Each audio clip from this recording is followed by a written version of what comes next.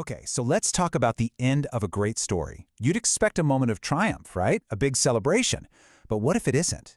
We're about to dive into one of history's most important stories to unpack a really surprising, kind of paradoxical lesson about what it means to leave a true legacy. Pastor Hyung Joo kicks off his sermon by pointing out something that, you might have read a dozen times but never really stopped to think about. For a leader as huge as Moses, his story ends in a way that just feels weird, almost deeply unsatisfying. He breaks it down into three things that just don't make sense. First, he's denied the one thing he worked for his entire life. Second, nobody even knows where he's buried.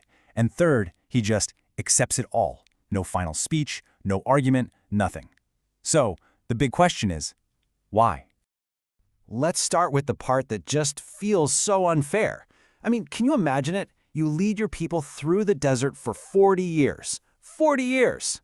All with this one single goal in mind, reaching the promised land. And then, right at the finish line, you're told, sorry, not you.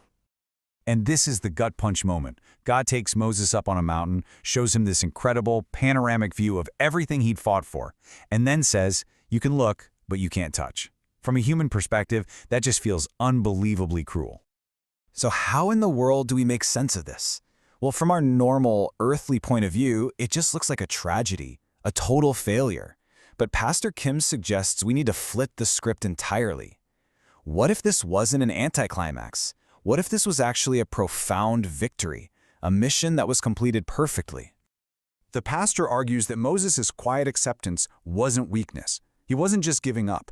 It was the result of seeing things from a completely different perspective, a powerful kind of vision that saw way beyond his own personal disappointment.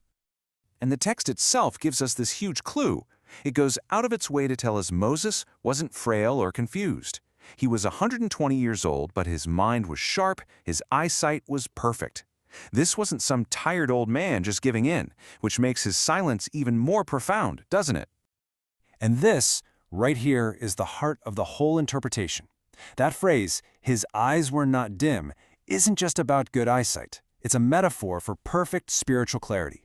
Moses wasn't just looking at the land, he was seeing God's entire master plan, and he understood it completely. So why didn't he argue? Because he knew his job was done. His purpose, his true mission, wasn't actually to step foot in the land himself. It was to get the next generation ready so they could do it. He wasn't the conqueror. He was the ultimate preparer. Now, this powerful idea from Moses' life builds directly into a modern concept the pastor calls MGF, or the missional generation. It's a way to take this ancient wisdom and apply it right here, right now. So MGF isn't some new church program or a committee. It's a total shift in mindset.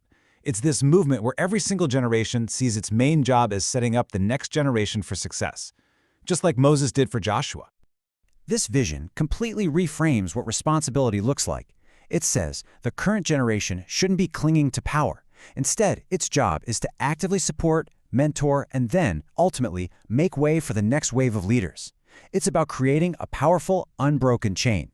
And what's really cool is how the Bible itself shows us this perfect transition. This passing of the torch isn't just an idea. It's woven right into the story of Moses' final moments. So first you get this verse. The people mourn for 30 days. It's the official end of an era. It feels final. The story of Moses is over.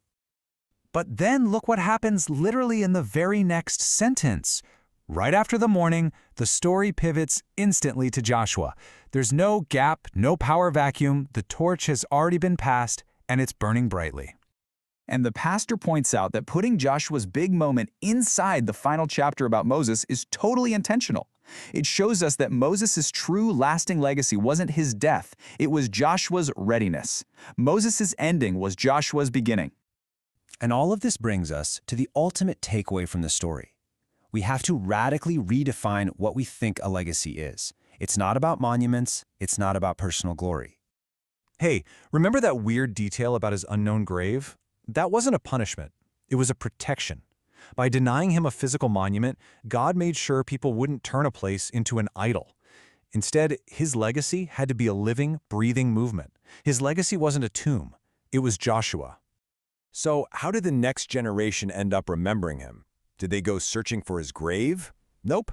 This is how they remembered him. You see, they didn't remember a place. They remembered his incredible faith and the fact that he passed the mission on. That is a way more powerful, more enduring inheritance than any stone monument could ever be. He created a future he would never even see.